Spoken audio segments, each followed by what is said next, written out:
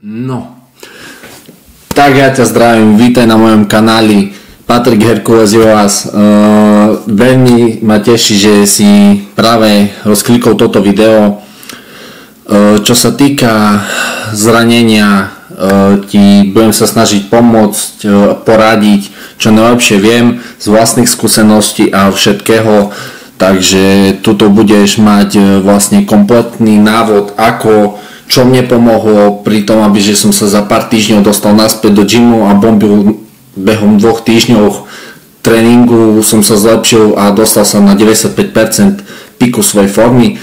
Takže ak sa ti toto video bude páčiť, dá ti niečo, kľudne ho prezdieľaj, pošli to kamarátovi, daj like, odber, zvonček, aby ti neušli ďalšie videá. Ja som momentálne toto video natočené, čo sa týka zranenia šľach, väzov a natrhnutých svalov, a Jimmy bude vlastne potom točiť, čo sa týka zlomeniny, ako to prebiehalo, čo všetko a tak ďalej a tak ďalej. Takže posaď sa, daj si hudbu na maximum, aby si ma pekne počul a užij si toto video. Let's go! No, takže čo sa týka zranenia, vlastne ako sa to stalo, prečo som sa zranil, a budem sa ti snažiť povedať, ako sa tomu vyhnúť. Takže čo sa týka zranenia, nikdy nechoď po chorobe cvičiť extrémne ťažké váhy, neviem čo. Čo sa týka mňa, ja som sa zranil pri pretlačaní rukou na tréningu. Ja som vlastne bol 4 týždne chorý, extrémne chorý, a mal som aj silné antibiotika a asi to malo dosť veľký vplyv na to. Takže ja som vlastne prišiel na tréning klasicky, rozcvičil som sa, ako vždy, rozcvička trvala 20 minút, sparoval som, boli ťažké zápasy, absolútne žiaden problém som nemal, bol som pri sile, bol to super. A tesne ako konci vlastne, kedy už by človek mal prestať, mal by sa krotiť, tak jasné, že moja silná dutá hlava a moje ego vyhralo nado mnou a vďaka tomu som vlastne sa zranil pri poslednom zápase. Bohužiaľ, stáva sa to aj nám, profesionálnym v úvodzovkách neprofesionálnemu športovcovi, lebo už to robím nejakú dobu a na aj vyššej úrovni, ako je Európa a svet som bol, takže tak. No, čo sa týka, prišlo zranenie, OK. Základ je už to nezaťažovať tú ruku. Treba prísť, zobrať hneď pod studenú vodu, zaľadovať to, aspoň na pár minút, ak sa tam neurobí nejaký zápal, opuch. Čo sa týka toho, bude najlepšie vyhľadať lekárskú pomoc. No, takže najlepšie bude ísť hneď na chirurgiu. Tam vás vlastne dajú na rentgen. Na rentgen je absolútne, kým to nie je zlomenina, nebude nič vidno, takže bolo by najlepšie, aby ste išli na ultrazvuk, kde vďaka ultrazvuku viac tie mäkké tkanivá sa zistia, že či sú natrhnuté alebo nie. Čo sa týka magnetickej rezonancie, za tie 3 mesiace sa tá šľacha už aj dá dokopy, kým tam zistia niečo, že či bolo natrhnuté alebo nebolo natrhnuté, takže to je zbytočná strata času za mňa. No, takže čo sa týka mňa, ja som tam natrhnuté nič nemal, cítil som, že proste ma tá ruka boli, bol tam jemný opuch, ale nemal som nič natrhnuté, ráno som sa zobudil, nebola žiadna modrina ani nič. Takže som vedel, že tam není až nejaký taký extrémne poškodenie, ale iba nejaké mikropraskliny. No, takže som hneď som si vyhľadal na internete ľudí, ktorí sa tomu zaoberajú, čo aj mne väčšinou pomohli, a to bola Oáza. Tam som vlastne išiel hneď tam som vybral behom týždňa 3 razové vlny a je to celkom finančne dosť náročné. Takže som sa snažil nájsť niečo lacnejšie a našiel som na internete toto Pro Workout Gym. Je to fitness centrum, ktoré sa zaoberá rehabilitáciami, takže nielen si tam môžete zacvičiť, ale aj vás tam dajú dokopy, zrehabilitujú, čo je extrémne super, naozaj je to vynikajúce. A hlavne je, že všetko prepláca poisťovňa okrem razovej vlny, ktorá stojí 10 € a chodí sa na ňu len raz týždenne, čo je úplne že topka. takže som tam zavolal, do 2 týždňoch som mal kontrolu, prijete tam s výmenným lístkom a vlastne treba ísť ku svojej obvodnej doktorke, zobrať výmenný lístok, prísť tam.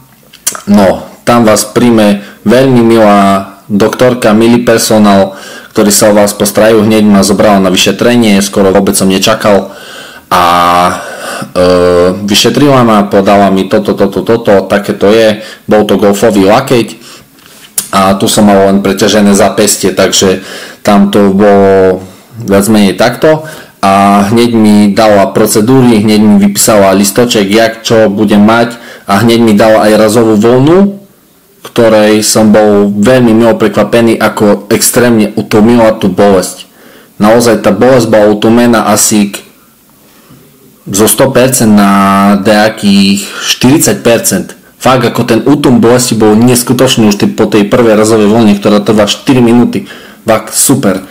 No, za ďalšie mi dala procedúry, ako je magnetoterapia. Magnetoterapia je vlastne spočíva v pôsobení umelého magnetického poľa určeným parametrom na ľudský organizmus pri nízkej frekvencii, takže toto bolo super. Dala mi aj elektroliečbu, je fyzikálna terapia, vďaka ktorej liečebným účinkom elektrickej energie uvoľňuje pohybové funkcie v tele, zlepšenie cirkulácií krvi a samotnú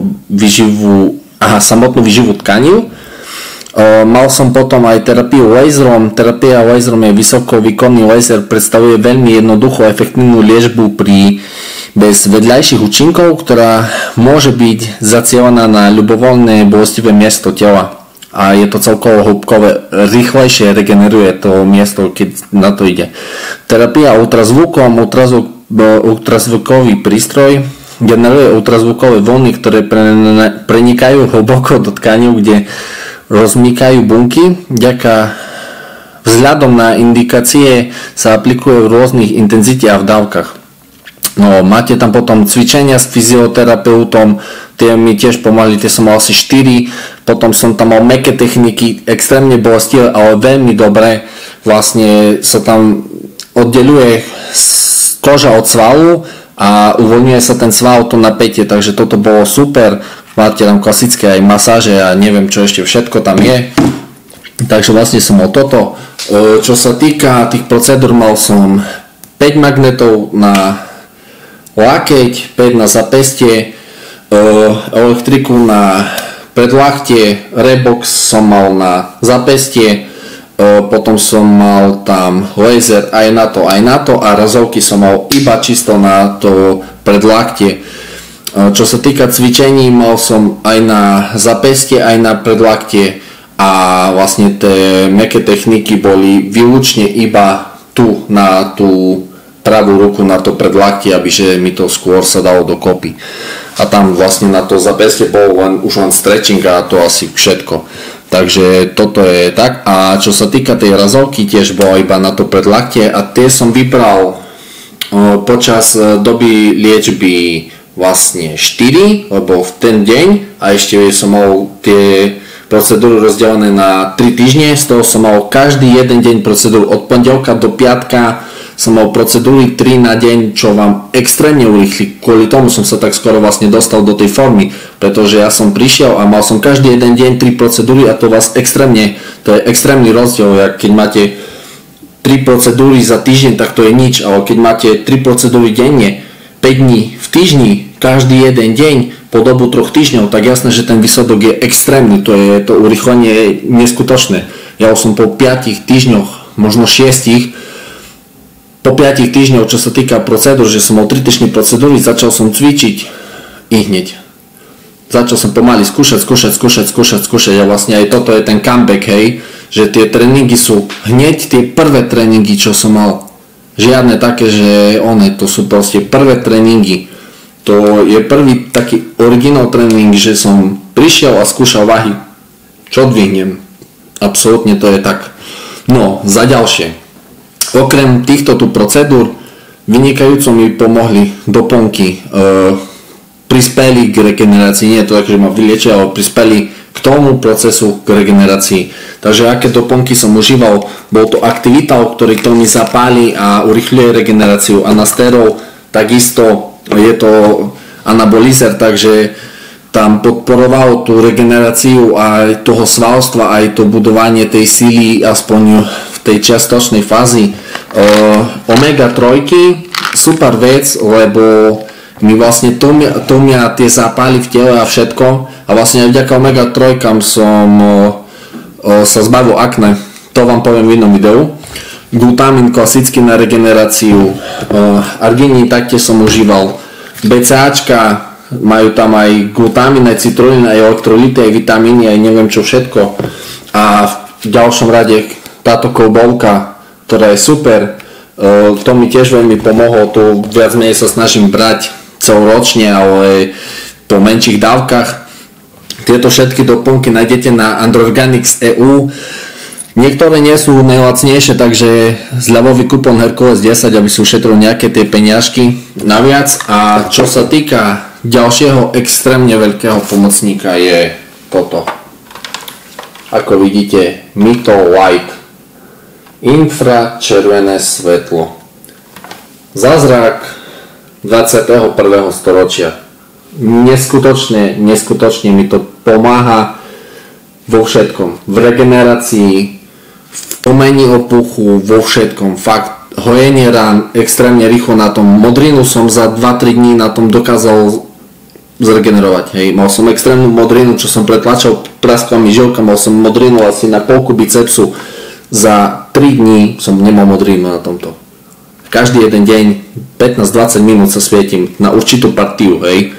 Takže toto je všetko, čo vám pomôže k tomu, aby ste sa dali dokopy. Dúfam, že sa ti môj tip páčil na všetko, že som ti povedal úplne kompletnú systematiku, vysvetlil som ti, ako máš postupovať ako ďalej a verím, že využiješ každú jednu moju radu na to, aby si sa dostal späť do formy.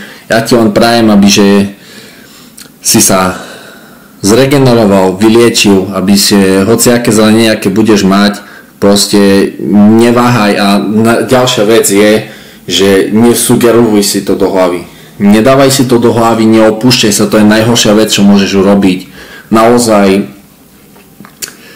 nesmieš sa opúšťať. Opúšťanie ti zhorší tú regeneráciu úplne. Musíš prísť, ja viem, že je to ťažké dať to z hlavy, ale musíš to takto robiť, proste nemyslieť na to. Pomáhali užívať tú ruku, zaťažovať ju a snažiť sa ju zaťažovať tak, aby ťa nebolelo a tým pádom si do hlavy budeš sugerovať, že to neboli a takto ti to rýchlejšie prejde. To je vlastne moja psychická pomoc pre teba, že ty si proste to nesugeruj, že proste ja teraz som skončil a je koniec. Nie. Proste život je ďalej, proste dáš si pár týždňov pauzu od tréningu a hlavne cvičte. Žiadne také, že ty po týždni dvoch, že ono tak ideš cvičiť, boťakár. Nie. Proste takto to nefunguje. Keď si naturál, absolútne sa nemáš od čoho bať. Svalová pamäť existuje. Ako vidíš, aj kvôli tomu tak rýchlo napredujem na tých tréningoch, že ja prídem a to svalová pamäť je a to telo si pamätá a ten tréning bum, zlepší sa, ideš do zlyhania. Na ďalší tréning zase pridávaš a hneď. Ja som behom 2-3 týždňov, nie, teraz druhý týždeň tréningový idem, takže absolútne mi to nerobí žiaden problém. Hneď tá telo reaguje a funguje ďalej. Takže toto bolo asi jediné, čo som ti mohol týmto videom dať.